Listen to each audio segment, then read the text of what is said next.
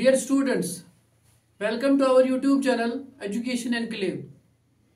आज की जो हमारी वीडियो है वो एग्जामिनेशन प्रिपरेशन के हवाले से जो हम टाइम टेबल सेट करते हैं फिर उनको फॉलो करने की कोशिश करते हैं, तो अक्सर देखा गया है कि बार बार टाइम टेबल को बनाने के बाद हम पूरा फॉलो नहीं कर पाते।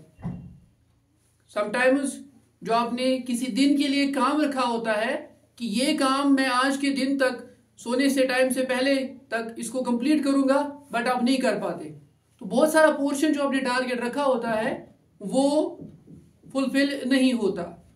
तो आज हम आपको बताएंगे कि एक इफेक्टिव टाइम टेबल कैसे बनाया जाता है, या कोई इफेक्टिव टाइम टेबल बनाने से पहले किन चीजों को बहुत ही जरूरी है कि आप अपने दिमाग में रखें और फिर उसके बाद जो है टाइम टेबल को सेट करें। बहुत इंपॉर्टेंट बात है कि अगर आपने अभी तक भी ये नहीं देखा है कि 24 घंटों में से कौन से 2 घंटे या 1 घंटे आपके बहुत जिनमें आपका दिमाग फ्रेश होता है, आपकी लर्निंग बहुत इफेक्टिव होती है, तो सभी बच्चों के साथ ऐसा होता है कि कोई ना कोई घंटा, कोई ना कोई टाइम जो है उनका बहुत इफेक्टिव टाइम होता है। So we can call it as golden hour. जैसे मैंने यहां पे लिखा है वो प्रोडक्टिव टाइम होता है आपका। तो वो प्रोडक्टिव टाइम जो है आप उसको अपने जहन में रख के आप अपना टाइम टेबल सेट करिए। वो गोल्डन आवर अपने जहन में रख के आप अपना टाइम टेबल सेट करिए। देखिए बहुत सारे ऐसे बच्चे हैं जिनको कि मॉर्निंग के टाइम पे जो है बहुत अच्छे तरीके से जब वो लर्न करते हैं तो लर्न होता है, अच्छे से याद रहता है, सब कुछ अच्छे से पढ़ पाते हैं। और कोई बच्चा ऐसा होता है जिसको कि रात वाला टाइम जो उसके ऊपर फिट बैठता है। सो मीन्स हर एक बंदे के ऊपर, हर एक बच्चे के ऊपर अलग अलग टाइम फिट होगा कि जिस टाइम पे उसकी जो लर्निंग है बहुत इफेक्टिव होगी और प्रोडक्टिव होगी। तो अगर अभी तक भी आप वो नहीं जान पाए कि मेरा गोल्डन आवर या मेरा जो ये प्रोडक्टिव टाइम है मेरा कौन सा है, तो इसका मतलब ये है आप लोगों ने अपने आप को ही ध्यान से ऑब्जर्व नहीं किया है कि मेरी प्रिपरेशन किस टाइम पे अच्छी होती है।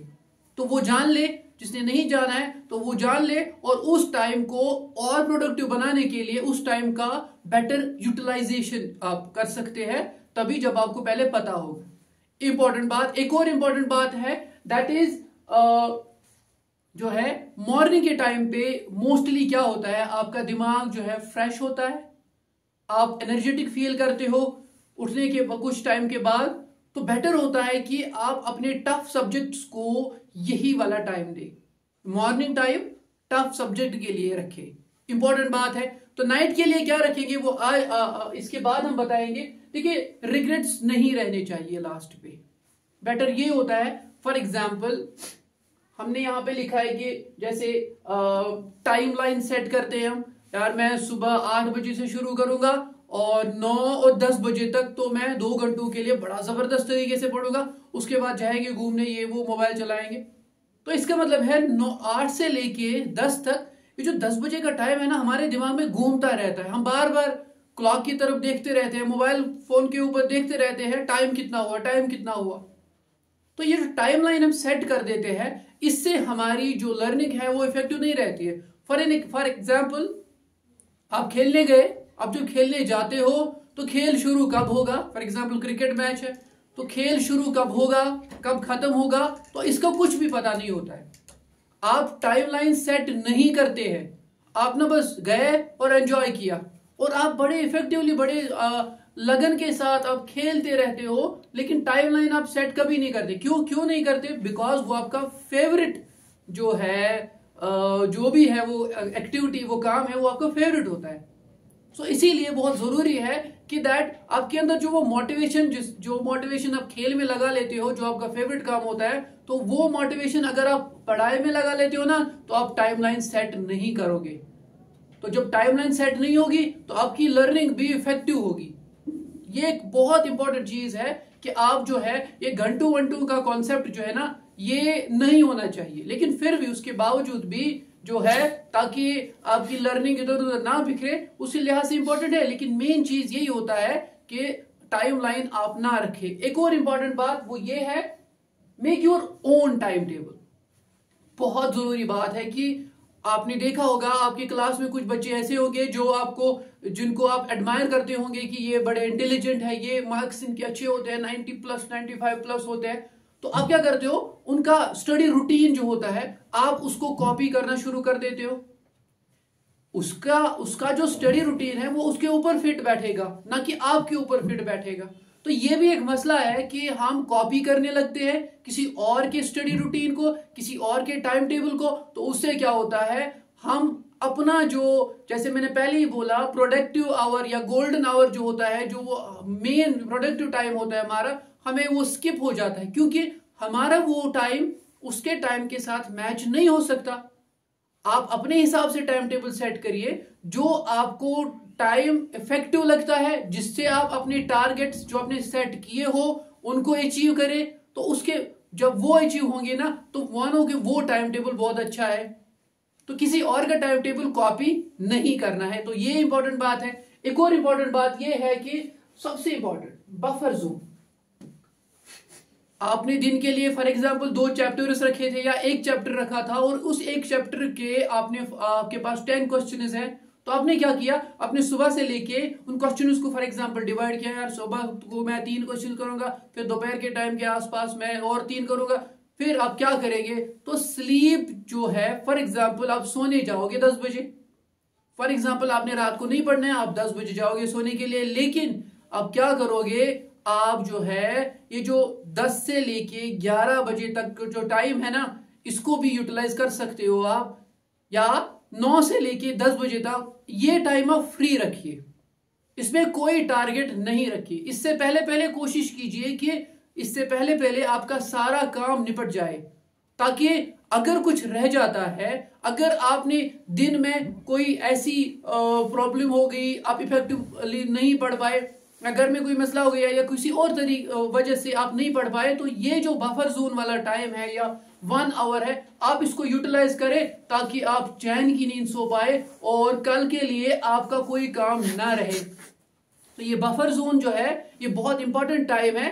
ये एक फ्री टाइम है जिसके लिए आप कोई काम मत रखो, बस वही काम करना है जो कि दिन में आपका रह जाएगा। ये बहुत इंपॉर्टेंट है, क्योंकि इससे जो है आपको रिग्रेट्स नहीं रहेंगे कि काश मैंने ये किया होता, वो किया होता, तो ये रिग्रेट्स नहीं रहेंगे।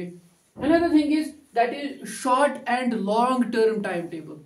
बहुत ही इंपॉर्टेंट बात है कि आपका जो टाइम टेबल है, एक शॉर्ट टर्म टाइम टेबल भी हो। फॉर एग्जांपल डे का टाइम टेबल, एक दिन में मैं कैसे पढ़ूंगा, और या फिर एक वीक को मैं कैसे पढ़ूंगा, कौन कौन से सब्जेक्ट्स को मैं कितना टाइम दूंगा, कितना दिन दूंगा। और एक और है लॉन्ग टर्म टाइम टेबल, वो फॉर एग्जांपल आप 20 डेज का बनाइए, 30 डेज का बनाइए। अभी फॉर एग्जांपल 2 महीने आपके एग्जाम को, तो अभी आप 1 महीने का लॉन्ग टर्म का टाइम टेबल बनाइए और 1 हफ्ते का एक शॉर्ट टर्म का टाइम टेबल बनाइए। बहुत इंपॉर्टेंट है, ताकि आप टाइम को अच्छे तरीके से डिस्ट्रीब्यूट कर पाए between the subjects and between the units.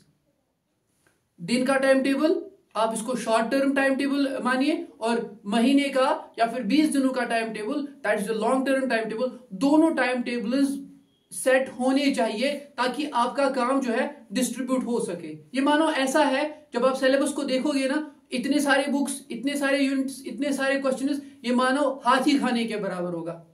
अगर किसी को बोला जाएगा यार चलो इस हाथी को आपने खाना है, तो बोलेगा हाउ इज इट पॉसिबल, मैं इतना छोटा हाथी इतना बड़ा। बट अगर आपने उसको ब्रेक करोगे ना into pieces and then distribute, आज के लिए इतना, कल के लिए इतना, परसों के लिए इतना, so within a very short span of time you will be able to eat the whole elephant. So ये मसला है यहाँ पे कि टाइम की डिस्ट्रीब्यूशन बहुत अच्छी होनी चाहिए, और जो है शॉर्ट टर्म टाइम टेबल दिन के हिसाब से, या 3 दिन 4 दिन 1 हफ्ते के हिसाब से, और लॉन्ग टर्म टाइम टेबल 20 और 1 महीने के हिसाब से आप बना सकते हो। अनदर थिंग इज, जैसे मैंने यहाँ पे ये जो टाइमलाइन आपको बोला, ये टाइमलाइन आप सेट ना करें तो अच्छा है। फॉर एग्जाम्पल आप 8 बजे शुरू करोगे पढ़ाई, बस अपना टारगेट रखो 8 बजे में पढ़ाई शुरू करूंगा और 1 यूनिट खत्म करूंगा। और ये यूनिट अगर आपने 9 बजे 9:30, 10, 11 तक भी खत्म होता है ना, आपने करना है। बट अगर आपने रखा ना कि 10 बजे तक खत्म करूंगा, तो उससे क्या होता है, आप नहीं कर पाते। मोस्ट ऑफ द टाइम इस पे आप नहीं कर पाते, आपकी नजर रहती है यार मैंने तो इस टाइम तक ही इसको करना है, तो उससे क्या हो जाता है, उससे आपकी लर्निंग इफेक्टिव नहीं रहती है। तो इसलिए डेडलाइन जो है वो आप ना रखिए, बस टारगेट पूरा कीजिए, then keep it simple as it is.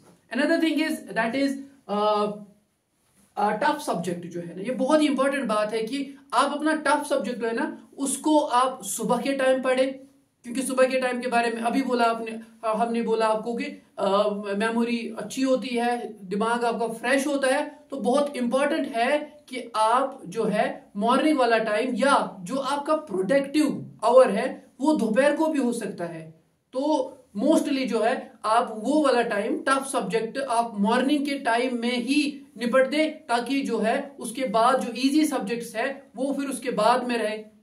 तो इजी सब्जेक्ट ही नहीं, हाँ एक और चीज, दिन भर आपने बहुत कुछ पढ़ा, दिन भर आपने बहुत कुछ किया, उससे क्या हो जाता है आपके दिमाग में बहुत सारी चीजें आपने भरी होती है, मेमोरी जो है ऑलमोस्ट फुल हो चुकी होती है। तो शाम को आप क्या करोगे आप, तो शाम को आपको बहुत मुश्किल होती है कि कोई भी सब्जेक्ट पढ़ना। तो शाम के टाइम का भी बेटर यूटिलाइजेशन हो सकता है तब जब आप शाम के टाइम पे अपने फेवरेट सब्जेक्ट को रखें।